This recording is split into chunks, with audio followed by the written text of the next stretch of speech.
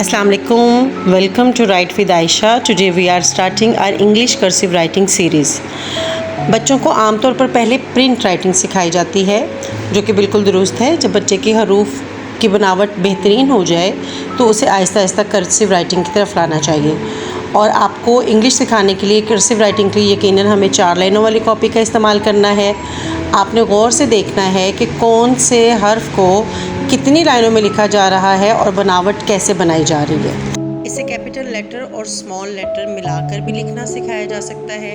इस तरह ये होगा कि बच्चा कैपिटल लेटर्स के साथ उनके स्मॉल लेटर्स को लिखते हुए दोनों अल्फ़ाबेट्स कैपिटल और स्मॉल की बनावट बेहतरीन कर सकेगा। आपने स्मॉल ए को दरमियान वाली 2 लाइनों में लिखना है और कैपिटल ABC जो है वो आप सबको पता है कि ऊपर वाली 3 लाइनों में लिखी जाती है।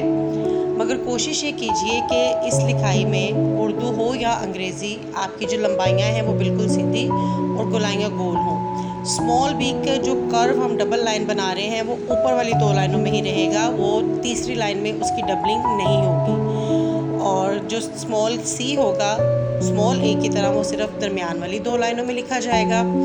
और स्मॉल डी को कैपिटल डी के साथ हम पहले सेंटर वाली 2 लाइनों से शुरू करके फिर ऊपर तक लेकर आएंगे। और कैपिटल में आपने बस अपनी लिखाई के सीधे होने का ख्याल रखना है। ई में भी आपने कोशिश करनी है कि आपकी ऊपर और नीचे वाली दोनों लाइनें थोड़ी सी बड़ी और दरमियान वाली थोड़ी सी छोटी हो। स्मॉल ई को भी ई सी की तरह हम गोलाई में बनाएंगे।